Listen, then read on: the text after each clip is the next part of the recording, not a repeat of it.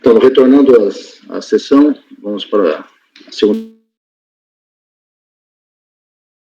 parte da moral 30 e... deixa eu ver aqui. 56, né? O contribuinte é VW Riso. É da minha relatoria, eu já disponibilizei e vou passar ao relato. É uma compensação. Deixa eu achar aqui. O pedido de compensação que foi... O despacho decisório foi indeferido pela unidade de origem. O contribuinte apresentou manifestação de inconformidade que foi também negado na DRJ e trouxe o seu recurso para apreciação aqui na segunda instância. Como no voto eu faço referência a todos os fatos, eu vou direto ao voto que está nas folhas 5. Então vamos lá. O recurso voluntário ele é um paradigma de repetitivos. Ele é tempestivo, a formalização está correta e foram suscitadas preliminares que eu, adotando nos termos do artigo 50, parágrafo 1º da lei 9784, eu adoto o voto da decisão ACOR e rejeito as preliminares e transcrevo a decisão adotada lá pela Delegacia de Julgamento, que eu adoto aqui também como razões de decidir. Então eu rejeito as preliminares. No mérito, vocês querem votar as preliminares? Estou aqui à disposição. Todos de acordo? Então, continuando. No mérito, como visto, o direito de discussão cinge-se em verificar se procedem as alegações da recorrente no sentido de que teria calculado e recolhido os tributos federais em valor superior ao que efetivamente seria devido. Para sustentar sua tese, alega no recurso voluntário que seu crédito se justificaria em face de, aspas, utilização de algumas teses tributárias já decididas nos tribunais superiores que dariam razão e legitimidade ao seu crédito.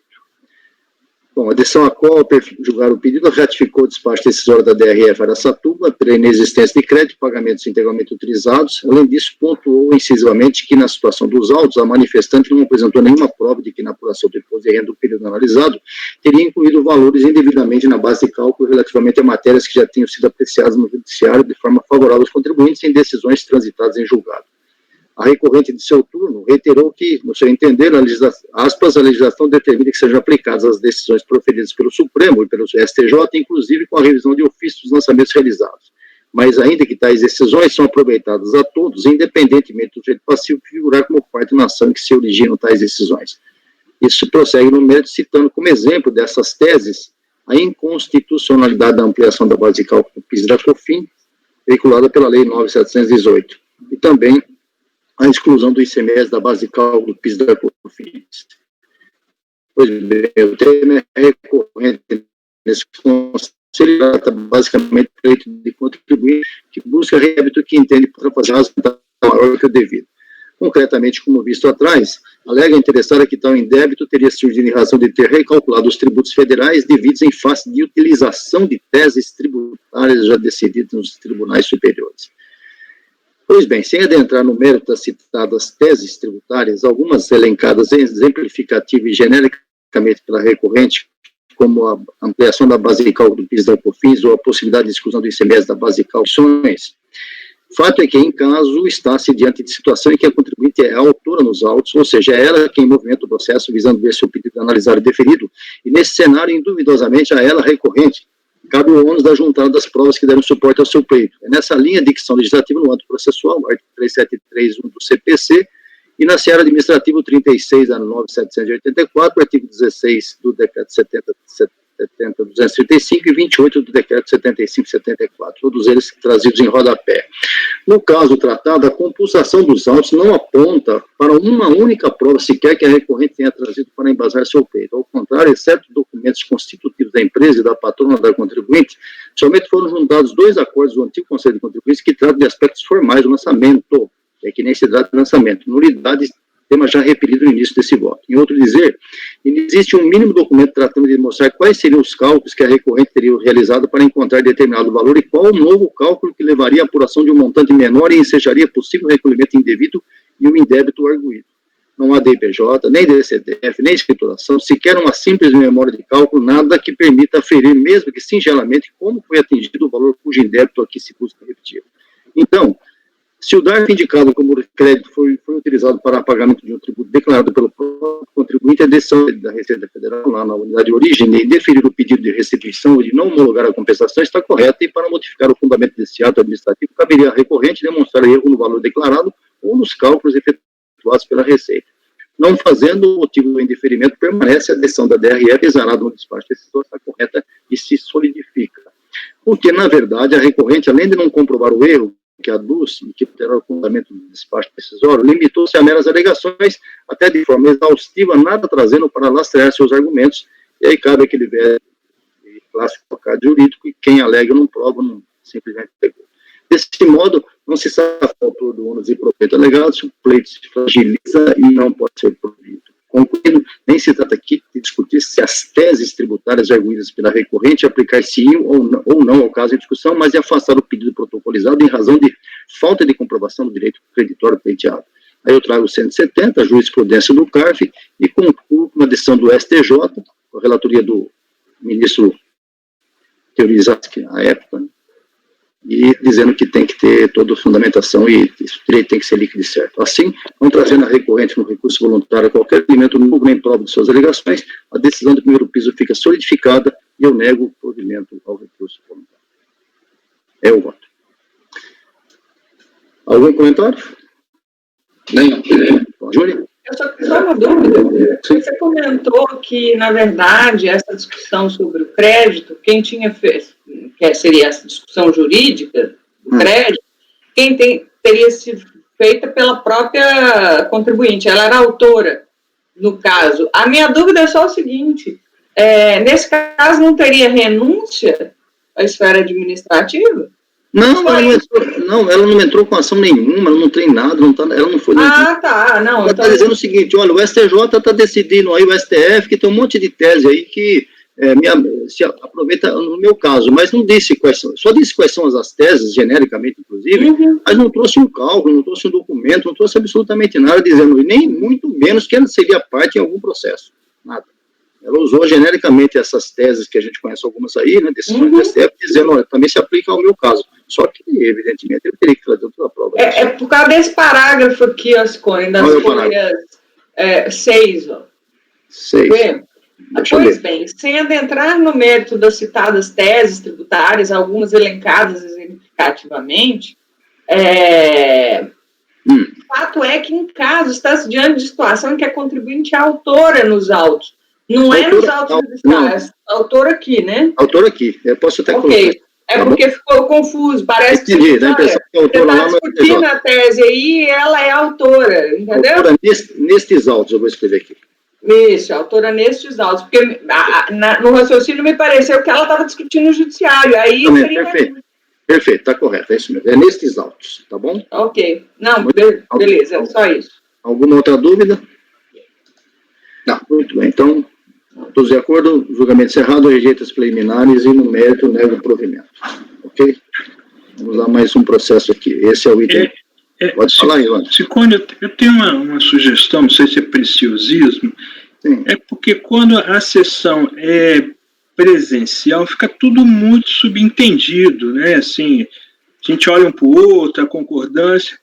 Agora, nessas sessões gravadas, talvez seja bom todo mundo proferir o voto. Perfeito, então vamos lá, Marco. Pode ser preciosismo meu. Marco, Pagano. Acompanho o relator. Evandro. Acompanho o relator. Júlia. Com o relator. Paula. Com o relator. Luciano. Acompanho o relator. Eu quero consignar também que está ausente momentaneamente o conselheiro Murilo. Então, continuando a pauta, é o item agora, é o item da minha relatoria também. Também repetitivo, o paradigma é o item 65. NTUX, Informática Limitada. Item 65. O processo já está aí disponibilizado. Voto. Deixa eu ver aqui.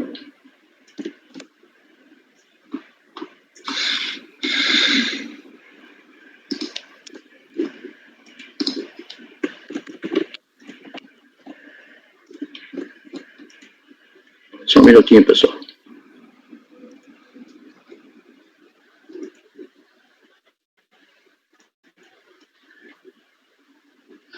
Vamos lá.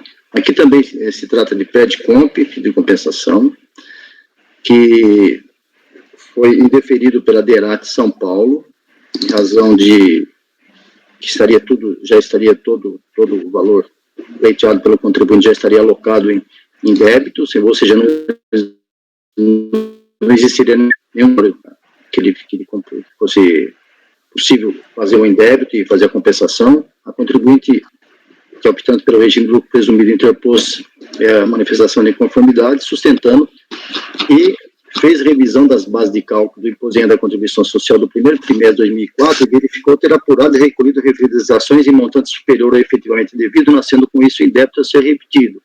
Eu trago aí as palavras dela na manifestação de inconformidade, e quando foi a apreciação da DRJ São Paulo 1, foi negado o provimento, que por falta de comprovação de que o direito seria líquido e certo. O contribuinte apresentou recurso voluntário, contestou a decisão da DERAT e da DRJ de São Paulo, e mantendo mesmo ainda uma sucinta linha de defesa, ela avançou, o contribuinte avançou nos argumentos e informou, transmitiu a DCTF 2004, fez recolhimento de imposto de renda e contribuição social do mencionado período, sem levar em considerações as retenções havidas na fonte pelos serviços por ela prestados, isso nas folhas 4. E com isso, na sua linha argumentativa, originaram-se os indébitos que agora tenta repetir-se. E acerca dos documentos comprobatórios do direito que alegou possuir, contrariamente ao que aconteceu em primeira instância, a recorrente acostou as notas fiscais de serviços prestados com destaque do fonte e da contribuição social retidos, o livro diário, o livro razão e livro de apuração do ISS, ou seja, trouxe um rol probatório bastante robusto. E concluiu asseverando ser possuidor de direito creditório no valor de R$25 mil a título de RPJ, 3 parcelas de 8 mil e 9 mil de contribuição social, 3 parcelas de 3.116, tudo isso referente ao primeiro trimestre de 2004, quando ela fez a recomposição dos valores que entendeu ter feito o recolhimento a maior. Então, eu vou para o voto, nas folhas 5. Basicamente, o quadro estampado é o seguinte: a recorrente efetuou recolhimentos relativos ao primeiro trimestre de 2004, pertinentes ao imposto de renda e contribuição social, nos montantes globais de 61.822 e 25.282, respectivamente. Referidos recolhimentos pelo regime do lucro presumido deram-se em 3 parcelas de 20 mil e 8 mil, respectivamente, de valores originais. Segundo a recorrente, ao elaborar e transmitir a DCTF do período citado, indevidamente deixou de considerar as retenções de fonte havidas em face dos serviços por elas prestados, levando a que fossem declarados e recolhidos os valores citados no item precedente, quando os montantes corretos seriam 35 mil de imposto de renda e 15 mil de contribuição social. Estou falando em números redondos. Em 3 parcelas de 11 mil e 5 mil. Ele efetuou recolhimento de 61 e de 25 e disse depois que deveria ser 35 e 15. Com isso, segundo aduzido pela recorrente, seria caracterizado o indébito a ser repetido nos valores de R$25 mil de imposto de renda, 3 parcelas de 8.657, e R$9.000 em contribuição social em 3 parcelas de 3.000. Na decisão ACO, a terceira turma da DRJ de São Paulo chancelou o entendimento da DERAT e não reconheceu o direito creditório buscado basicamente em razão de que, isso é importante, os valores recolhidos estavam em consonância com as informações declaradas em DCTF, não existindo crédito disponível. Ou seja, o contribuinte não apresentou DCTF retificadora. Em contraponto, com o recurso voluntário, a recorrente juntou documentos comprobatórios do direito que alegou possuir, dentre eles as notas fiscais dos serviços prestados, com destaque do imposto de renda retido na fonte e da contribuição social retido na fonte, e, além disso, livros diário, razão e apuração do ISSQM. Pois bem, é entendimento consolidado nessa turma de julgamento que os contribuintes podem retificar suas DCTFs com o intuito de as formatarem a realidade dos fatos, ou seja, se houve equívoco no preenchimento, nada mais natural que se proceda aos ajustes pertinentes.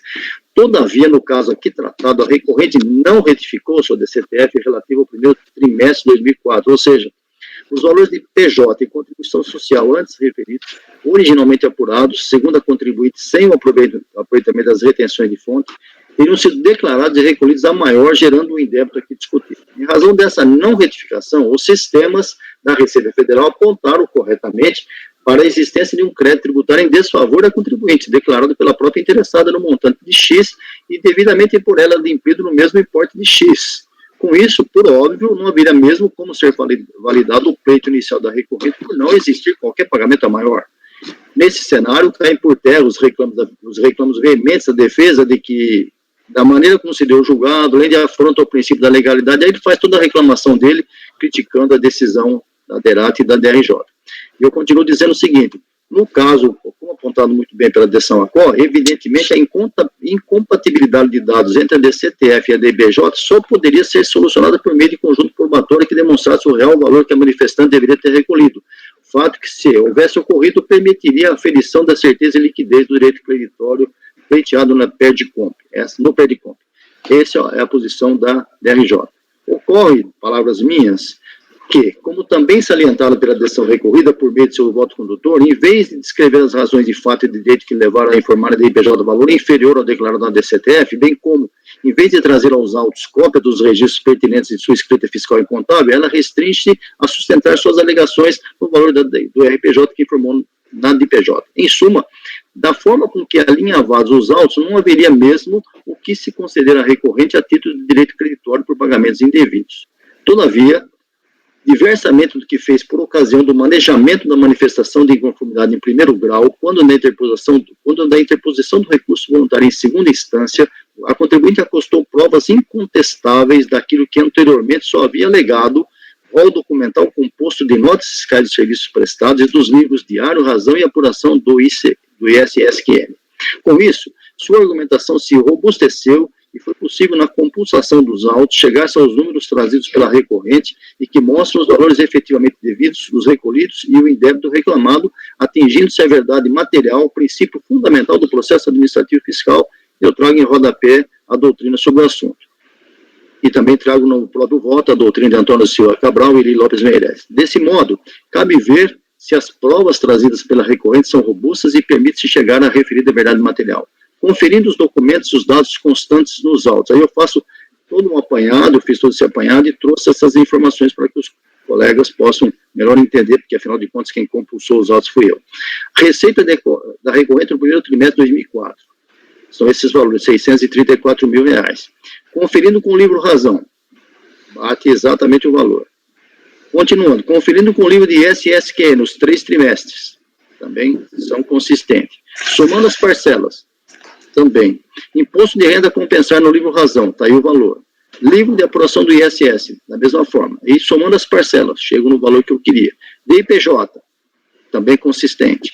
Recolhimentos de imposto de renda, está aí os valores. Conforme a manifestação da recorrente no recurso voluntário, estou nas folhas 10, esse montante foi aproveitado em 3 parcelas, 8.657, totalizando 25 mil. E continuo. Então, se por ocasião da manifestação de inconformidade não houve a juntada de documentos comprobatórios, deste ônus a recorrente se desincumbiu quando da interposição do recurso voluntário, apresentando as provas necessárias para validar o seu pedido. Basicamente, notas fiscais de prestação de serviços, livros, diário, razão e apuração do ISS. Referidas parcelas estão controladas nos seguintes processos, que são os repetitivos. E na contribuição social devida e recolhida, a situação é exatamente a mesma, com os mesmos valores devidamente conferidos. Então, eu vou para a conclusão. Em face do acima demonstrado, as alegações da recorrente se robustecer estão perfiladas com os documentos acostados aos autos, ainda que somente tenham vindo à apreciação neste colegiado, ou seja, em segunda instância, o que motivou a decisão recorrida em improver a manifestação de inconformidade justamente pela ausência de documentação na época, e nas palavras do acordo, não havia realmente esses documentos para que fosse possível validar o pedido. Agora sim. Todavia, completado o rol probatório que se exigia, há que se reconhecer o direito creditório, tanto em relação a esse paradigma, quanto aos repetitivos que a eles se vinculam.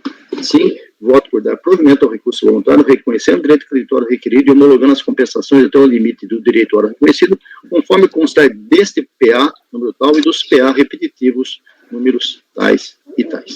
É o voto. Podem falar assim, desejado. Diga, Marco. Não, a gente já discutiu muito isso nos nossos julgamentos, né? A verdade material é uma via de 2 mãos, né? Então, se o contribuinte demonstrou, independente do que está nas obrigações acessórias, ele tem esse direito, né? Eu acho que, da mesma maneira que a gente cobra ele demonstrar, apesar de outras informações, se ele demonstrou, tem o direito, independente do que consta nas obrigações acessórias entregues anteriormente, que provavelmente foram entregues por erro ou por engano. Eu só queria dizer o seguinte, nesse caso, o que me deixou preocupado foi justamente, geralmente existem DCTF retificadoras, né, essa situação normal é essa. Nesse caso não havia, então, quando surgiu esses valores, eu fui checar e eu estou plenamente convencido de que o contribuinte tem razão, existiria um direito creditório, só que na Receita Federal não tem essa informação. E o Marco e o Evandro, e o Murilo está ausente agora, mas conhecem bem como funciona a Receita, o contribuinte informou que devia X, aquilo que eu disse no voto, e foi recolhido X, então aquilo não tem direito creditório nenhum. Quando ele apresenta uma DCTF retificadora, surge um novo valor. Nesse caso, como não há DCTF retificadora, como é que esse crédito vai ser implementado? Mas aí eu estive conversando com os colegas e tal, e na DRJ, na DRF, existe um procedimento que eles consideram o acórdão como se fosse um novo pedido, um direito creditório que surge com o acórdão. Então, o contribuinte certamente vai ter condições de fazer a operacionalização desse pedido lá na DRF de origem. Alguém quer falar mais alguma coisa? Então, podemos votar. Marco? Acompanha, presidente. Fabiano? Acompanha, presidente. Evandro? Está sem microfone. Acompanho, presidente. Júlia? Acompanho. Paula? Acompanho. Luciano? Acompanho o relator. Então, com unanimidade, dado provimento ao recurso voluntário. Continuando, o julgamento encerrado, continuando agora, é o item, relatoria da conselheira Paula, item 71, também é repetitivo, o paradigma é o item 71. Na hora que estiver disponível, a conselheira pode fazer o relato, não vai haver sustentação. Na hora que houver um relato, você começa o voto já também. O voto já está na pasta T. É um caso de compensação não homologada em virtude do não reconhecimento de crédito oriundo de pagamento indevido ao maior pleiteado pela recorrente. A recorrente apresentou manifestação de inconformidade, alegando que teria enviado uma DCTF retificadora a fim de supostamente corrigir a declaração retificada e apresenta a documentação adicional. A manifestação de inconformidade foi julgada improcedente sob o fundamento de que a contribuinte não a instruiu com os documentos contábeis que respaldassem suas afirmações. Mas, em sede de recurso voluntário, a recorrente repisa os argumentos da manifestação de inconformidade e apresenta ainda a SF do ano calendário 2015, com demonstração do débito apurado pelo contribuinte no segundo trimestre, é o que está sendo discutido, comprovante de recolhimento do IRPJ, referente também ao segundo trimestre de 2015, DCTF retificadora, com a informação da origem do crédito. Então, esse é o relatório. Vou passar para o voto diretamente. Em suma, a recorrente alega que, por um equívoco, efetuou... Bom, primeiro, o recurso é tempestivo, a recorrente está representada devidamente, os demais pressupostos de admissibilidade estão presentes, então eu conheço do recurso. Em suma, a recorrente alega que, por um equívoco, efetuou o pagamento indevido a maior e que visava compensá-lo com outros débitos. Ocorre que a compensação não foi homologada por não haver crédito disponível para ser homologado. Ciente da decisão, a recorrente retificou a DCTF de modo a refletir o que alega. No entanto, quando da manifestação de inconformidade, deixou de apresentar a documentação que suportasse a análise de tal mudança, o que só foi feito com a interposição do recurso voluntário.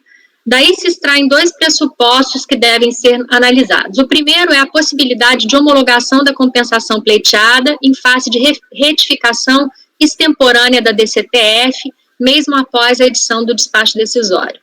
E o segundo é sobre a possibilidade de aceitar documentos contábeis do contribuinte nessa fase do processo, quando não apresentados na fase de impugnação do despacho decisório.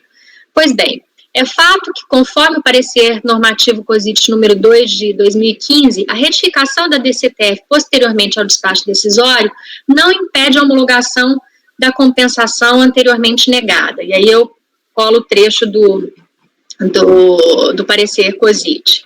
Tal postura não poderia ser diferente, uma vez que o crédito tributário do contribuinte nasce do pagamento indevido a maior que o devido, ou nasce do pagamento indevido a maior, não cabendo à Fazenda Pública cobrar do contribuinte quaisquer valores que não estejam previstos em lei. Diante da possibilidade de se apreciar as compensações pleiteadas com base em DCTF retificadora encaminhada após o despacho decisório, cabe agora avaliar se os documentos acostados aos autos são suficientes para comprovar que os créditos não foram alocados para compensar outros débitos diferentes dos pretendidos. Se diz que, em virtude do princípio da verdade material, a autoridade administrativa tem o dever de provar, ou seja, o dever de investigar na busca da verdade material, enquanto o contribuinte tem o ônus de provar, ou seja, de demonstrar a procedência dos fatos alegados. Isso significa que o contribuinte, a despeito da retificação extemporânea da DCTF, tem direito subjetivo à compensação, cabendo à administração demonstrar que o crédito pretendido para quitar os débitos relativos à compensação, objeto do presente processo, já havia sido aproveitado. Mas, para tal, o contribuinte, por sua vez, deve apresentar prova da liquidez e da certeza do direito de crédito, pois a simples retificação da DCTF, desacompanhada de qualquer prova, não é suficiente para demonstrar a disponibilidade do crédito. Nesse sentido, diante da falta de documentos apresentados no momento da impugnação do despacho decisório, a decisão proferida pela DRJ de Brasília não poderia ser diferente.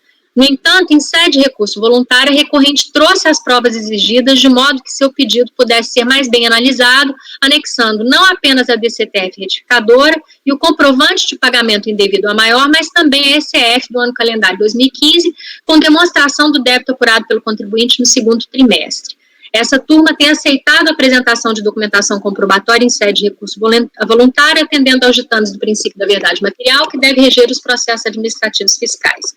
Aí eu colo uma jurisprudência e, por esses motivos, voto no sentido de converter o julgamento do recurso em diligência, remetendo-se os autos à unidade de origem, para que seja analisada a compensação pleiteada com base nos documentos trazidos aos autos pela recorrente, bem como dos demais documentos e elementos disponíveis nos sistemas informatizados mantidos pela Receita Federal ou cujo acesso lhe seja franqueado. Na sequência, cientificar o contribuinte do teor do relatório elaborado e intimá-lo a se manifestar no prazo de 30 dias, caso assim desejar. Após a realização da diligência, o processo deve retornar a esse colegiado para prosseguimento do julgamento do recurso voluntário. É como voto. É mais ou menos na mesma linha, só que eu não fiz, doutor Paulo, os cálculos.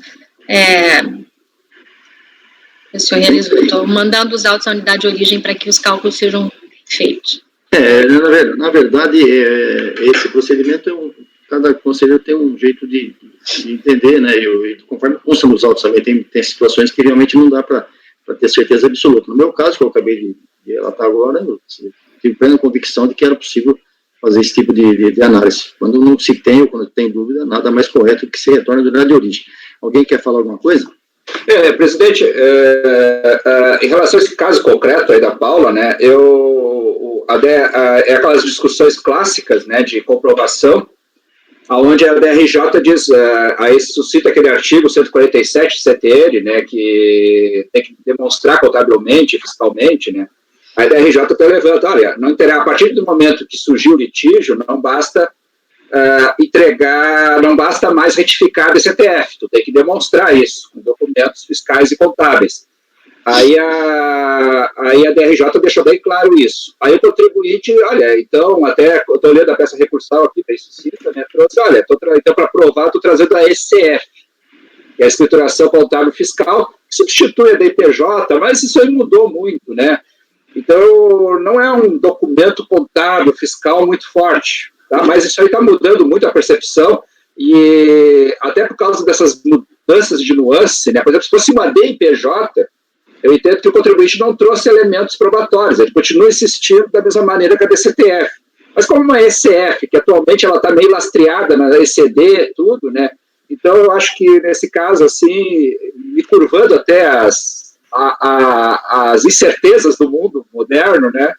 Eu concordo com essa visão de que é mais prudente aqui e respeito à verdade material, à diligência. Marco, a respeito desse problema da ECF, a gente já teve até algumas conversas, algumas discussões, evidentemente no sentido de chegar a um consenso de que a ECF seria praticamente a DPJ, né? O DPJ já não existe mais, mas a ECF seria a DPJ. Eu penso um pouco diferente de você, acho que ela avança um pouco, aliás, você pensa mais ou menos igual. Ela avança um pouco mais, porque a ECF é, na verdade, a própria escrituração do contribuinte, resumidamente, que vai para banco de dados da Receita Federal. Então, vejo que era um pouco mais abrangente do que a DPJ, que tinha aquelas linhas que muitas vezes, para você chegar o que significa a linha X da DPJ, despesa, não sei o quê, para ter que abrir aquela conta. Na SF dá para ver um pouco mais. Então, acho que a SF tem um fundamento, tem uma força maior do que a DPJ. Só a DPJ eu realmente não aceitaria. Mas a SF acho que é bastante válida. E converter em diligência me parece bastante salutar e interessante, né? Alguém quer falar mais uma coisa? Evandro?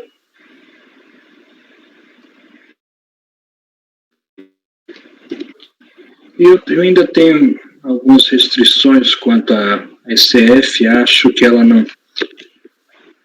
não traz os elementos da ECD, né? Mas nesse caso, eu já adiantando meu voto, eu vou acompanhar o relator, apesar de algumas restrições que eu ainda tenho. Muito bem, então vamos lá, Marco. Acompanha. Pagano. Acompanho. Evandro já falou? Repete, por favor. Acompanho. Acompanho. Luciano? Acompanho, relator. Também acompanha, converter em diligência, ausente momentaneamente o conselheiro Murilo Lourisco. Julgamento encerrado, vamos à próxima.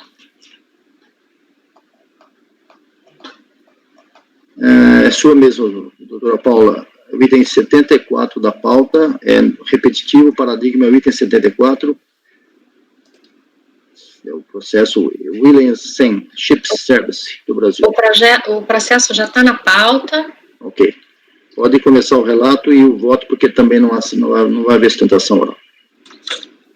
Certo, só está abrindo aqui, só um minuto.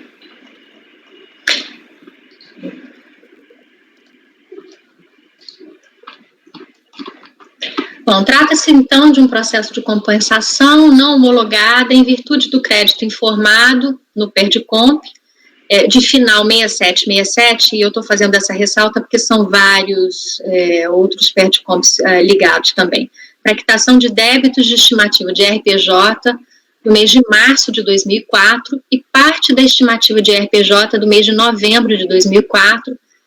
A homologação não foi, a compensação não foi homologada, em virtude da fiscalização, tem entendido que o crédito utilizado para quitação desse débito já tinha sido integralmente utilizado para quitação de outros débitos.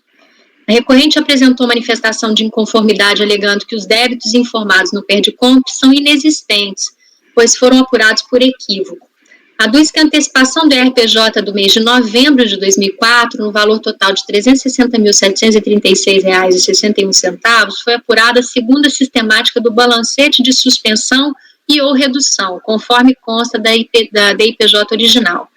Porém, pela sistemática do recolhimento do tributo por estimativa, baseado na receita bruta, o valor apurado para novembro de 2004 passou a ser de R$ 175.232,46, sendo que essa diferença de R$ 41.945,85, esse último valor e o recolhimento ainda vai ser recolhido, então ele não recolheu o valor total de acordo com a mudança.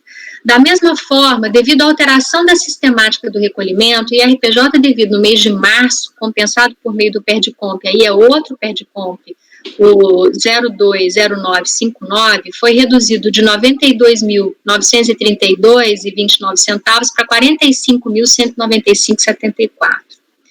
Acrescenta que em 17 de 12 de 2008, apresentou uma DIPJ retificadora para o ano calendário de 2004, a fim de que, entre outras questões, fosse corrigido o equívoco ocorrido na apuração original da antecipação mensal do IRPJ de novembro de 2004, motivo pelo qual não há mais que se falar no crédito apontado no Perdicomp. Ele acosta aos autos as cópias das fichas 9A, 11 e 2A da DIPJ de 2005, print das telas do sítio eletrônico da Receita Federal, de DARFs, no entanto, não apresenta DCTF retificadora. A DRJ, por sua vez, faz uma análise detalhada desses créditos e entendeu que, havendo divergência entre a DIPJ e as DCTFs apresentadas, para conferir o direito creditório pleiteado, é necessário que o pedido esteja lastreado em registros contábeis e respectivos documentos fiscais capazes de demonstrar o quanto e a composição da base de cálculo do imposto no período em questão, mas isso não aconteceu. Em sede de recurso voluntário, a recorrente repisa os argumentos apresentados, alegando que a falta da DCTF retificadora não desnatura seu pedido e reforça um pedido de diligência para a averiguação do que ela está alegando. Vou partir para o voto. Na página... na folha 7. O recurso é voluntário e tempestivo, a recorrente está devidamente representada e os demais pressupostos de admissibilidade estão presentes, posto que conheço do recurso. Bom, primeiro, ela faz um pedido de apensamento de outros processos. Preliminarmente, a recorrente solicita o apensamento desses processos, são 1, 2, 3, 4, 5, 6, 7, 8, 9, 10 processos, esse processo administrativo fiscal.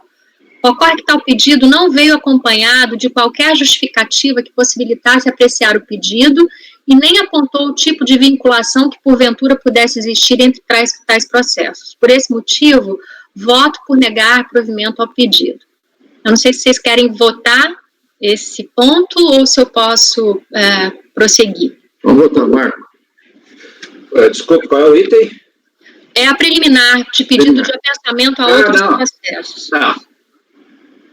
Acompanho. Pagano. Acompanho. Evandro. Acompanho. Paula. Júnior. Acompanho. Curva Júnior. Acompanha. Luciano. Acompanho. Também acompanha. Pode prosseguir, Paulo. Bom, no mérito, a homologação da compensação pleiteada. No mérito, a recorrente, por meio de recurso voluntário, pretende que seja homologada a perde-conta, alegando que, por equívoco, declarou débitos que não seriam devidos, haja vista mudança na metodologia de apuração da base de cálculo do IRPJ efetuada nos termos do artigo 222 do RID de 99. Embora tenha retificado a DIPJ do ano calendário de 2004, a recorrente não apresentou a DCTF retificadora para o pedido analisado e tampouco acostou aos autos quaisquer documentos contábeis que possibilitem a análise da diferença dos débitos alegada, mesmo havendo expressa indicação na decisão recorrida que os elementos de prova apresentados eram insuficientes para conferir liquidez e certeza aos créditos pleiteados. Ademais, não logrou comprovar que o crédito informado na perde-conta existiria, diante da análise feita no acórdão recorrido, de que tal crédito já havia sido utilizado integralmente para quitar débitos de estimativa de RPJ do mês de agosto de 2004. Insta ressaltar que o artigo 170 do CTN estabelece que o direito de compensação é um direito do contribuinte, desde que haja créditos líquidos e certos do sujeito passivo contra a fazenda pública. No entanto, não é possível avaliar somente pelos documentos acostados aos autos a certeza e liquidez desse crédito que a recorrente alega possuir. Do pedido de diligência que ela faz. Adicionalmente, a recorrente pleiteia que o presente julgamento seja convertido em diligência, mas não apresenta os meios de prova que deseja serem analisados e tampouco formulou os quesitos referentes aos exames desejados, conforme expressamente determinado pelo artigo 16, inciso 4 do Decreto 70.235/72, que regula o processo administrativo fiscal. Diante do exposto, voto por negar provimento ao recurso voluntário, mantendo a decisão recorrida. Algum comentário, alguma dúvida? A diferença aqui que é só da IPJ, né? Eu estava olhando aqui as peças processuais, ele não trouxe nenhuma prova, além da IPJ retificada, né? Aqui é diferente, essa questão aí de o quanto a gente equivale a da IPJ com a ECF. Eu concordo que a ECF pode ser um documento um pouco acima, e é uma série de peculiaridades, mas no caso só da IPJ, que é totalmente preenchida pelo contribuinte, é um documento no lateral e apesar de ter discordâncias aqui, né, a DIPJ foi retificada anteriormente ao despacho decisório, mas mesmo assim a minha posição tem sido de entender que ela não é um documento o bastante para provar nada. Né? Mas a DCTF não foi, né, então como há divergência aí, é difícil, né? A DCTF, a gente acabou de julgar o caso do Sicório, Paula, e a gente superou a DCTF. Mas tinham outros documentos, né? Justamente. Se trouxer outros documentos, tudo bem, a gente aceita. Exato. Agora, no caso só da IPJ e insistir, apesar de ser alertado, aí eu concordo inteiramente contigo, né? Nesse fato aí. Eu acho que quando o acórdão, ele não informa que precisa de mais documentos, né? O contribuinte até poderia não saber, mas o acórdão expressamente declarou que aquele documento que estava ali não era suficiente. Então, em sede de recurso, se ele tivesse acostado quaisquer outros documentos contábeis que pudessem dar suporte à DIPJ, seria mais fácil analisar. Pede diligência, mas também não traz documentos, não traz quesitos, não trouxe qualquer cálculo, é muito difícil. Então, nesse caso, dá provimento. O meu voto é por negar mesmo o provimento. Só confirmar, Marcos, porque eu estou com dificuldade aqui, a DIPJ foi retificada antes, né, do despacho. Aquela vertente que o antigo conselheiro da Caio aderiu à Adeline. Beleza. A conselheira Júnior segue essa vertente também. Ok. Era só isso. Então vamos à votação. A proposta da relatora é negar provimento, rejeitar a preliminar e negar provimento no mérito. Conselheiro Marco Rogério. Acompanho integralmente. Conselheiro Pagano. Eu acompanho a relatora. Evandro. Acompanho a relatora. Doutora Júnior. Divido. Eu entendo que, como a DIPJ foi retificada antes do despacho decisório, ela é uma prova que, pelo menos um início de prova. Diverge no sentido de dar provimento ou de converter em diligência? Não, eu vou dar provimento. Não vou ganhar mesmo. Conselheiro Luciano. Acompanho a relatora. Também com a relatora, por maioria de votos, vencida a conselheira Júnior, negado o provimento ao recurso. Julgamento encerrado. Continuando, ainda continua com a conselheira Paula. Não, desculpe, deixa eu ver se é a Paula mesmo. É 77 a Paula. O item 77 também é repetitivo, paradigma no item 77 da pauta. Já está na base. Também não há sustentação oral, por gentileza, o relatório e o voto. Já está na base.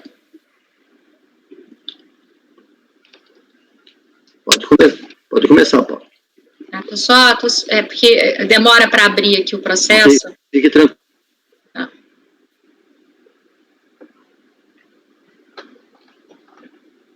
Bom, também é um outro pedido de compensação não homologado.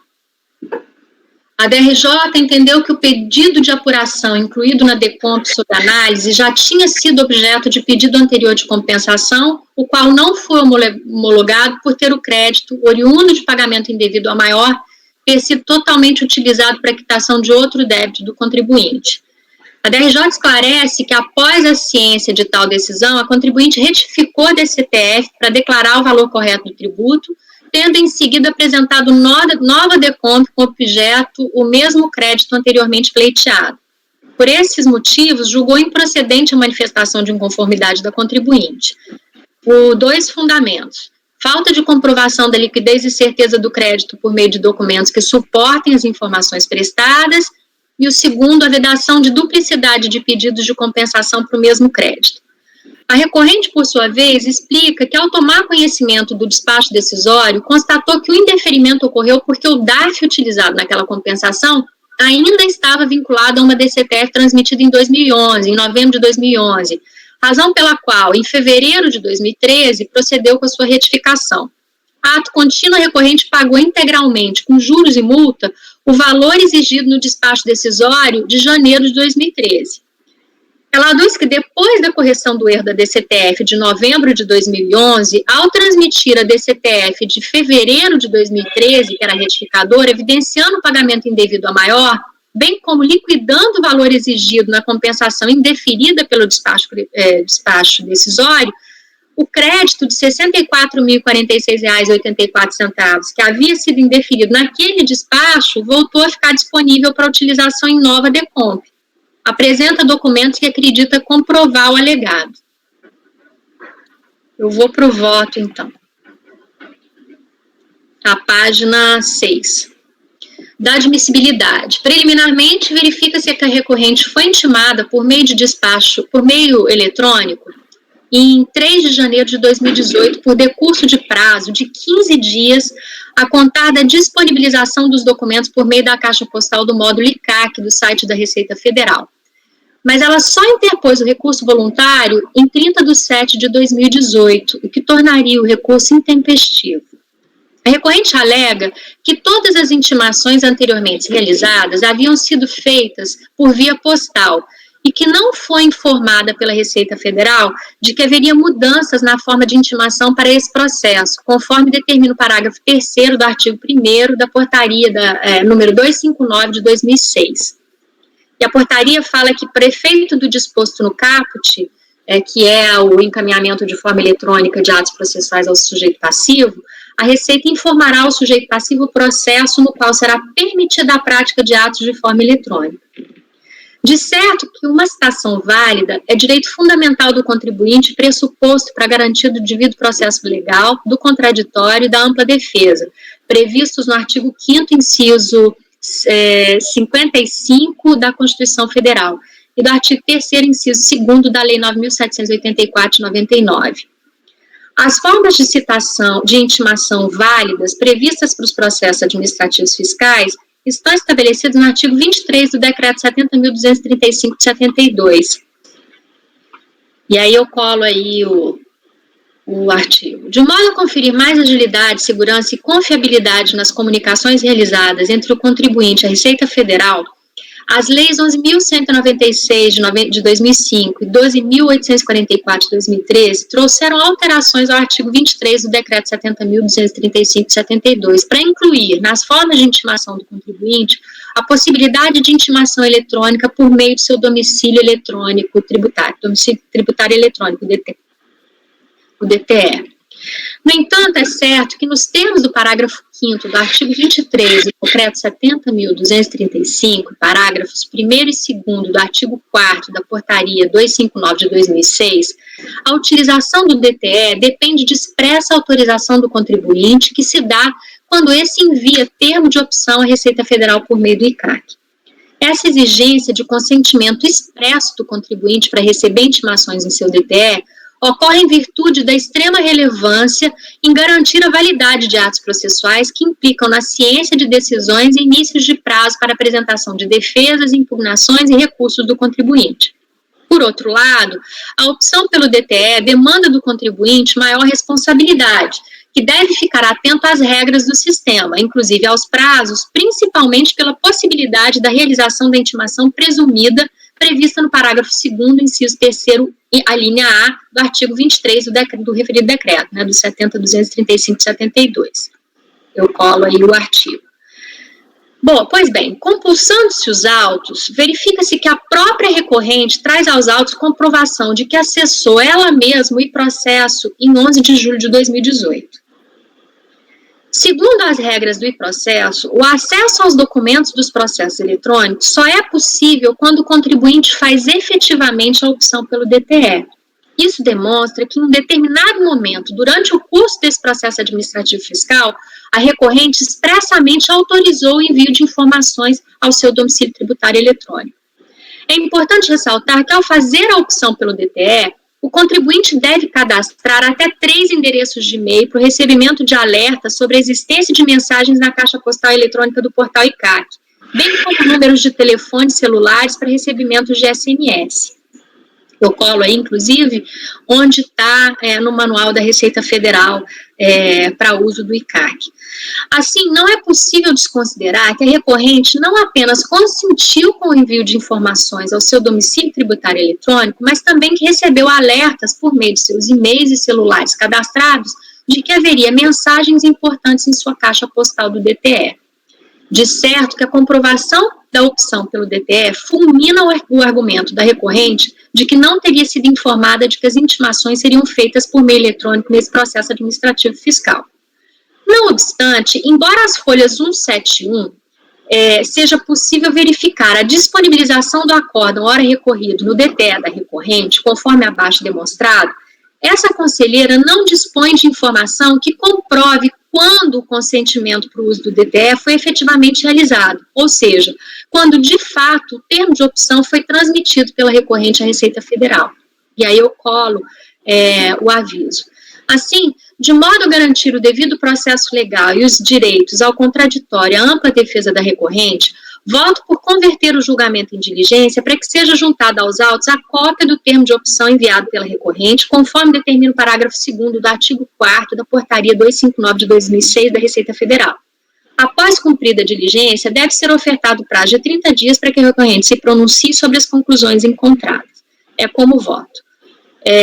Então, é uma preliminar de mérito, de tempestividade do recurso, e que, caso vencida aqui da diligência, eu trouxe o voto de mérito para a discussão. Paula, deixa eu fazer uma pergunta antes de começarem as discussões. Você, primeiro, parabéns pela pesquisa, muito interessante a respeito do DTE, que é um assunto que está na moda hoje. Muitos contribuintes, até pessoa física, são sendo intimados dessa forma. Então, muito bom.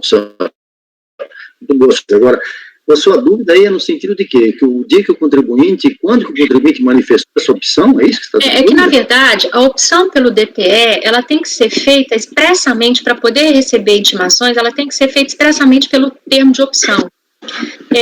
Até certo momento, de fato, ela havia sido intimada por via postal.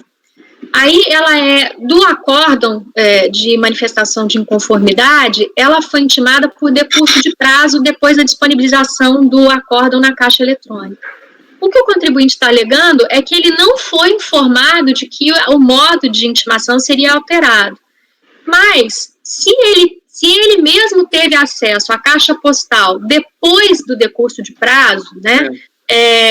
Ele então tem o DTE. Agora, quando foi feita essa opção? Depois que foi disponibilizado ou não? Então, é só para evitar qualquer outra discussão em relação à tempestividade? A sua colocação no seguinte sentido: o prazo venceu no dia 10, por exemplo, contando os 15 dias, e ele acessou isso aí no dia 24, por exemplo. Sim. Você não sabe, no dia 24 você tem certeza que ele já tinha essa opção, mas você não tem certeza no dia 10, é isso? Exato, exatamente. Provavelmente sim, mas como eu estou aí, é uma presunção, eu estou convertendo para que seja anexado o termo. Evandro e Marco, como são da Receita, como eu, né, manifesta alguma coisa a respeito disso, acho que é importante. Presidente, acho que é bem pertinente a preocupação dela, até porque tem um termo de decurso de prazo nos autos, tá? E o que me estranhou, né, mas é uma questão de estranhamento material, claro que tem que ser validado, né, é que ele acessou, foi disponibilizado em dezembro de 2017 e ele acessou só em agosto de 2018. Ou seja, bom lapso temporal. Eu tenho a impressão, mas aí eu acho que é válida a necessidade de diligência, que tu não consegue dar ciência via DTE se ele não for optante do DTE. É exatamente isso, Marco. Tá?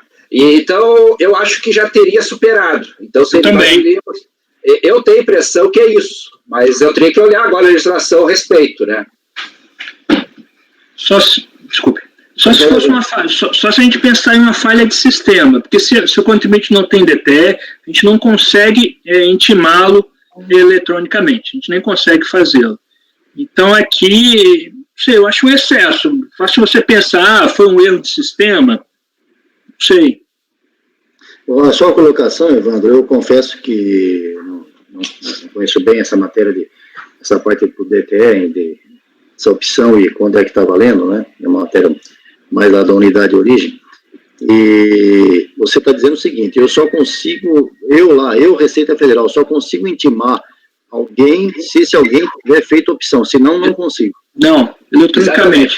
Inclusive, por exemplo, eu já entrei lá e já cadastrei. Eu tenho domicílio eletrônico, né? Então é possível me intimá-lo via domicílio eletrônico. Ou seja, se é a mesma coisa que eu tentasse enviar um e-mail para alguém que não tem e-mail. Isso.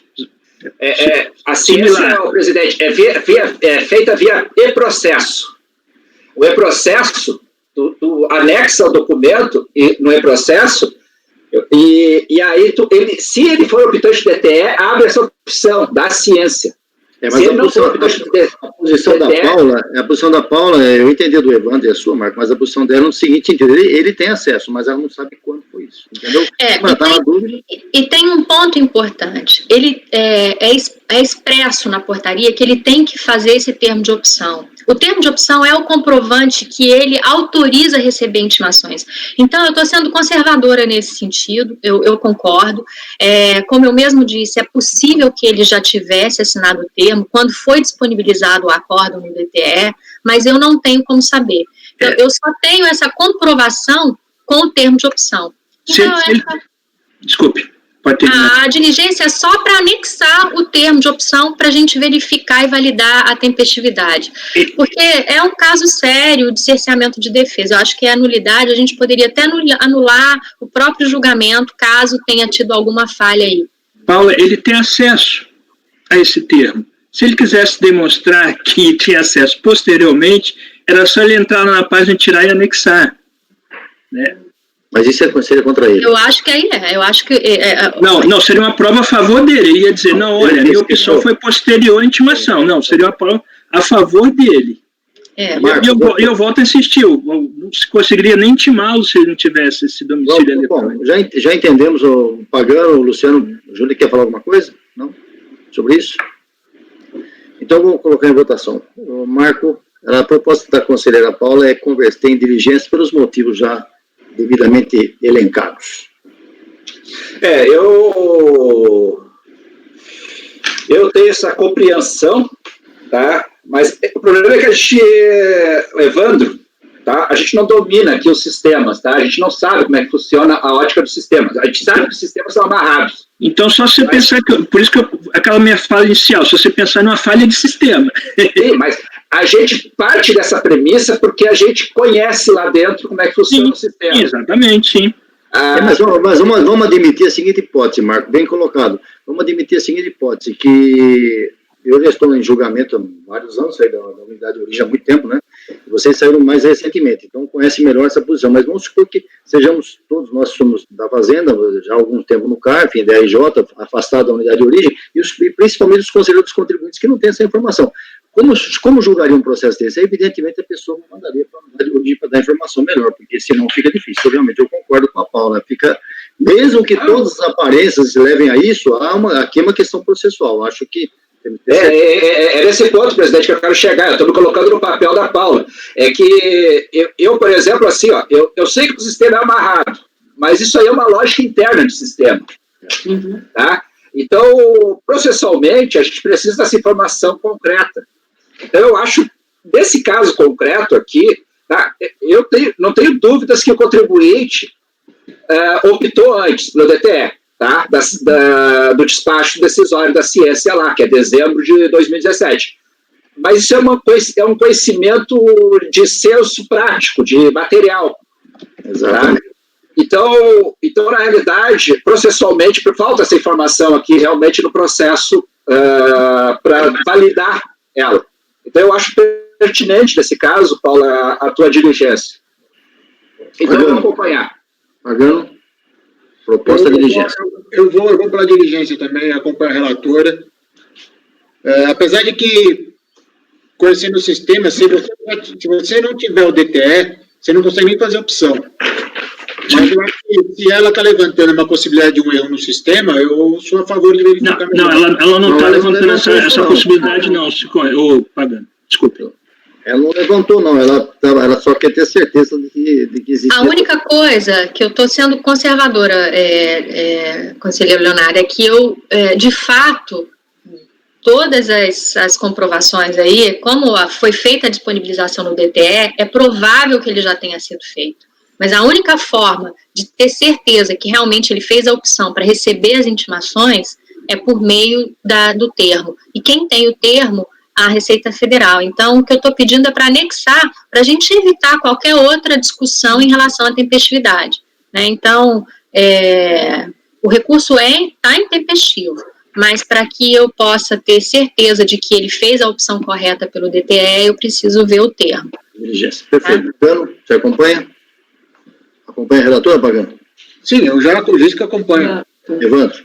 Eu vou divergir. Divergência. Júnior? Acompanho. Luciano? Acompanha a relatora. Também acompanha, então, em convertido em diligência, vencido o conselheiro Evandro, que divergiu. Continuando, julgamento encerrado, continuando, relatoria do conselheiro Pagano, item 81 da pauta. Esse não é repetitivo, um processo da Nipro Medical Limitada. Item 81, relatoria conselheiro Pagano, como não vai haver sustentação, por gentileza o relato, eu voto. Já está na base. Desculpa, qual que é o nome mesmo? Item 81. É porque eu estou com o nome só aqui, com os votos. Nipro. É Nipro, Júnior. Ok. Nipro Medical. Deixa eu fechar aqui. Pronto, aí pode começar, Pagano. Ele tá rodando aqui a abertura do arquivo. Que ele travou, mas ele fez, tá? Pronto.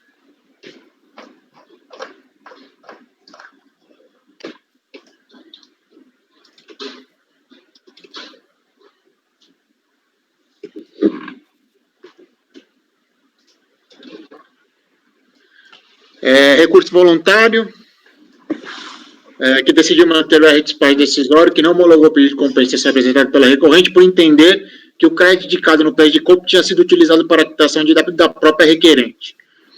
O crédito indicado no pedido de compra para compensação de saldo negativo de RPJ de 2004, oriundo de pagamento a maior indevido de RPJ, de estimativa de RPJ. A recorrente apresentou manifestação de conformidade, alegando que tinha cometido o erro no preenchimento da DCTF relativamente ao débito de RPJ, o qual foi indicado com valor maior que o devido. Tá? O acordo recorrido negou provimento à manifestação, por entender, que não podia ser aceita a DCTF retificada após ter sido proferido despacho decisório, e 2, devido ao fato da recorrente não ter apresentado documentos contábeis passíveis de comprovar o erro de fato cometido no preenchimento e a existência do crédito indicado na retificadora. Foi proferido o acordo. Ela interpôs recurso voluntário, repisando os mesmos argumentos da manifestação, entretanto, ela juntou alguns documentos, entre os quais o razão analítico, de 1 de 2005, do IPJ do ano 2004, cópias das folhas do LALUR, de 31 de 12 de 2004, parte A, o balancete de suspensão e o balanço patrimonial, no período de até 12 de 2004.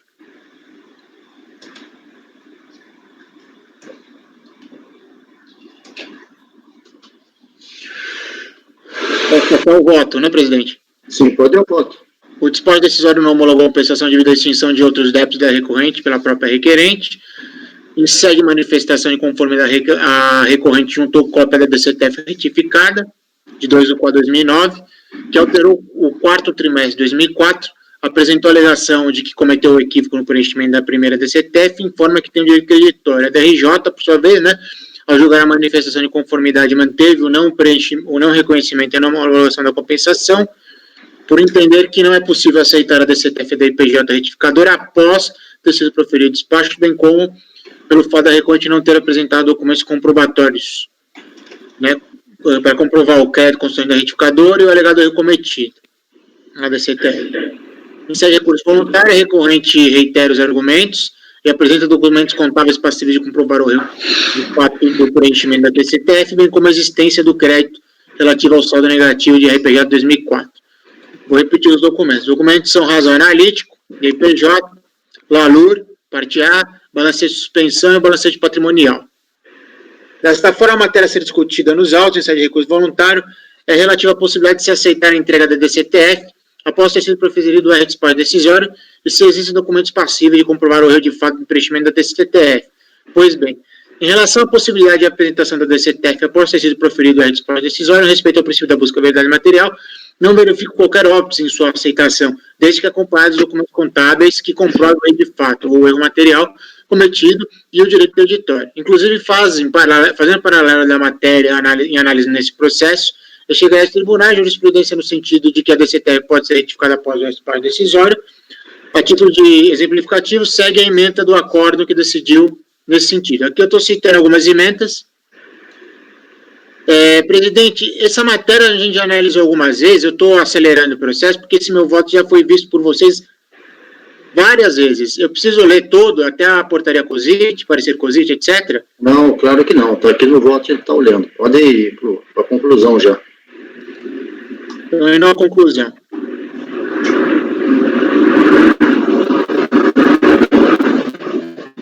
Assim, de acordo com a jurisprudência e o parecer COSIT acima colacionados, são admitidas as retificações da DCTF em sede de processo administrativo de análise de perda de compra, mesmo após sem parte decisória, desde que os dados constantes em ambas as declarações sejam convergentes com os dados da perda de compra e estejam parados por documentos contábeis da empresa. Por essa razão, não terá havido preclusão para a juntada das provas nesse caso específico, devendo a Receita Federal analisar as informações contidas nos documentos juntados pela recorrente em sede de recurso voluntário. Ou seja, conforme a jurisprudência acima colacionada, em respeito ao princípio da busca da verdade material, se a recorrente retificar sua declaração e juntar a documentação contábil, o erro de fato de preenchimento da DCTF original não pode ser óbito para a análise do crédito requerido pela unidade de origem. Sendo assim, entendo ser necessário converter o julgamento de diligência para que, encaminhe-se os autos à unidade fiscal de origem para se manifestar sobre a existência do crédito pleiteado com base na DPJ, na DCTF retificada e nos documentos contábeis juntados em sede de recurso voluntário. Elabora relatório fiscal informando se, com base na análise da DPJ, da DCTF retificada, dos documentos contábeis e fiscais juntados em sede de recurso voluntário, a recorrente tem direito ao crédito. Se for necessário, intime a recorrente apresentar documentos aos autos relativos à apuração das estimativas do ano calendário 2004, porque aqui a gente está discutindo, né, a estimativa de dezembro de 2004. E caso constate que a recorrente tem direito ao crédito de saldo negativo, informar se o montante pode absorver o débito que se pretende compensar, seguido retorna ao tribunal. Pelo exposto, converte o julgamento de diligência. É como eu voto. Proposta do relator, conversão em diligência, pelos motivos trazidos no voto. Algum comentário ou vamos à votação? Podemos votar? Marco Rogério. Acompanhe, presidente. Evandro. Acompanho. Júlia. Acompanho. Paula. Acompanho, relator. Luciano. Acompanho o relator. Também acompanho por unanimidade convertida em diligência. Julgamento encerrado, continuando. Próximo item é seu também pagando item 82. Para a Júnia, que está acompanhando pelo nome, é o Vertax, Consultoria Limitada. Pagando também não vai haver sustentação, por gentileza, o relatório e o voto, na sequência. O processo já deve estar na base, eu só estou aguardando o Word abrir o arquivo, o documento, para que eu passe a leitura, tá? Ele está um pouquinho lento. Tá.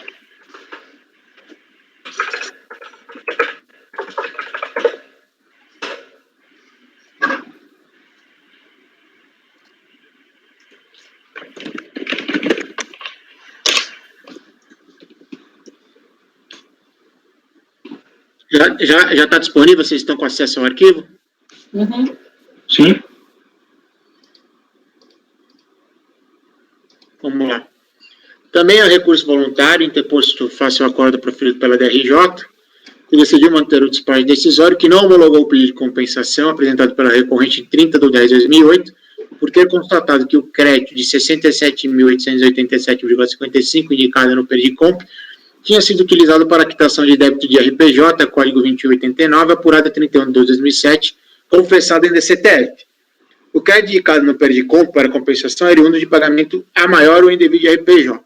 A recorrente apresentou manifestação de conformidade, alegando que tinha cometido erro no preenchimento da DCTF na DRPJ relativamente ao débito do DRPJ do terceiro trimestre de 2007, o qual foi indicado com valor maior que o devido, eis que não considerou os valores do RF-fonte retidos pelas fontes pagadoras, o que elevou indevidamente o RPJ de 21 mil para 45.118,57 centavos. O acordo recorrido negou o provimento, a manifestação de conformidade, por não poder ser aceito o DCTF retificado após o despacho decisório, bem como devido ao fato da recorrente não ter apresentado documentos contábeis passíveis de comprovar o erro de fato cometido no preenchimento do DCTF e a existência do crédito indicado na retificadora. Ademais, apenas para esclarecer e conforme consulta no CIF, de folhas 36 a 37, o direito creditório em litígio está sendo objeto do processo final 2009-12, juntado a esse processo por apensação. A DRJ negou o provimento, em seguida foi interposto o recurso voluntário pela recorrente, visando a reforma, revisando os mesmos argumentos da manifestação de conformidade, sem acostar qualquer documento aos autos. Pode passar o voto?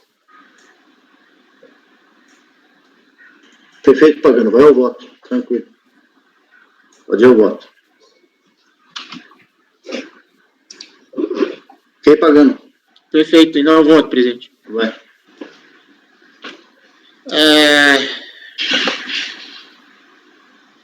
O despacho decisório não homologou a compensação requerida devido ao fato de o crédito apontado pela recorrente no período de compra ter sido utilizado para a extinção de outros débitos de RPJ da própria requerente.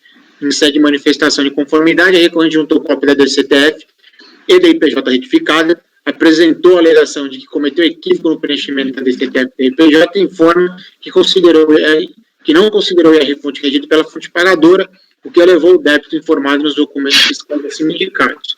Segundo a recorrente, após a análise da auditoria promovida no segundo semestre de 2008 sobre os autos fiscais de 2007, diagnosticou o erro na apuração da RPJ, que mais o valor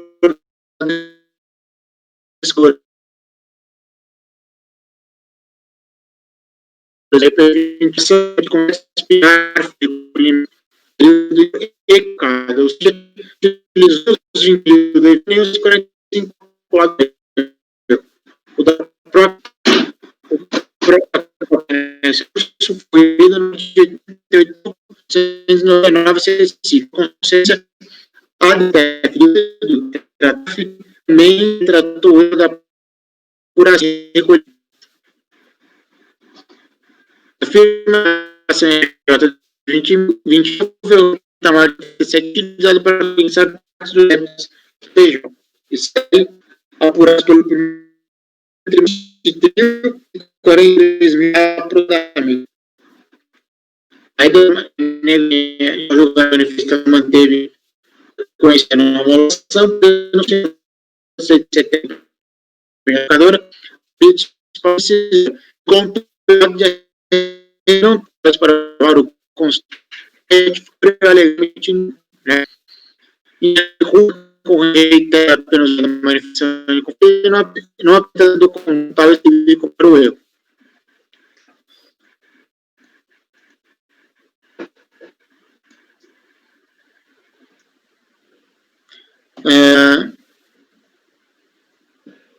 Presidente, aqui eu vou fazer toda uma fundamentação, falando que a gente até aceitaria se existissem documentos contábeis, etc, mas como não há documentos nos autos, eu vou pular essa parte e vou ao final, tá? Ok. Pode ir para a conclusão, Pagano. Entretanto... Até porque toda a sua argumentação está aqui no voto que a gente está tendo. Isso. Eu vou para a última folha, que vai estar dizendo assim: entretanto, como a recorrente não ganhou os autos em sede de recurso voluntário, nem em sede de recurso voluntário, documentos contábeis passíveis de comprovar o erro cometido e a regularidade do crédito de discussão, entendo que suas alegações não devem ser acolhidas. O erro alegado pela recorrente demanda uma análise mais aprofundada dos documentos contábeis fiscais, porém, tais documentos não foram encaminhados aos autos. Essa coluna da turma e esse relator costumam aceitar a apresentação da DCTF retificada após ter sido proferido despacho decisório, quando essa for transmitida dentro do prazo de 5 anos e quando não restar devidamente comprovado nos autos por meio de documentos contábeis o erro de fato cometido no preenchimento da declaração, bem como a existência de liquidez e certeza do crédito pleiteado. No presente caso, a recorrente não trouxe aos autos documentos passíveis de comprovar o erro de preenchimento da DCTF e a existência do direito creditório alegado. Ou seja, apenas aqui é a parte que provavelmente alguns colegas vão divergir. Ou seja, apenas a DIPJ retificada não é suficiente para comprovar o erro de preenchimento na DCTF, visto que a DCTF é considerada confissão de dívida nos termos do parágrafo 1º e 2º do artigo 5º do Decreto 2.124, de 1984, sendo necessário, quando existem informações conflitantes entre as declarações original e retificada, a apresentação de documentos contábeis que demonstrem tanto a apuração correta do imposto como a certeza da liquidez do crédito pleiteado. Desta forma, por se tratar do mesmo direito creditório, também não há como homologar a declaração de compensação não homologada no despacho decisório, objeto do processo administrativo final 2009-12, juntada a esse por compensação. Porque aqui ela pede o crédito, né, a restituição, e lá ela pede a compensação também sobre esse mesmo crédito. Então, eu também estou negando a compensação lá no processo que foi pensado, que lá só trata de compensação. Sendo assim, não verifico outra possibilidade senão manter o acordo recorrido. Pelo exposto e por tudo que consta processado nos autos, custos do recurso voluntário, ele nega o provimento. É como eu voto. Proposta do relator negar provimento.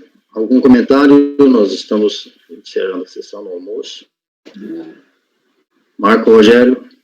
Presidente, vai já estar ao encontro das nossas decisões habituais. Eu olhei o processo, o contribuinte só insiste em converter em diligência.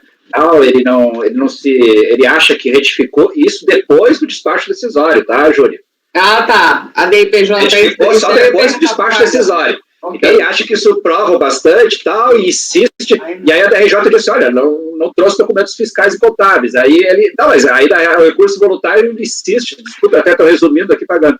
Insiste, não, mas então baixe diligência. Não traz nada, então acompanhe integralmente. Evandro? Acompanho. Júlia? Nesse caso eu acompanho, porque a retificação do DIPJ foi posterior, né? Conselheira Paula? Acompanho o relator. Conselheiro Luciano? Acompanho o relator. Eu também acompanho, ressaltando e realçando aquilo que o Marco já disse. São casos que a gente vê frequentemente, né, aqui no nosso julgamento. O problema é de prova, não tem prova, então acho que não tem que ser diferente. Bom, eu vou avisar o pessoal de apoio, a gente vai fazer o intervalo para o almoço, então, e a gente volta às 13h10. Então, peço que encerre a gravação, por favor. Nós estamos encerrando o período da manhã, no dia 16 de junho. Interrompendo a gravação.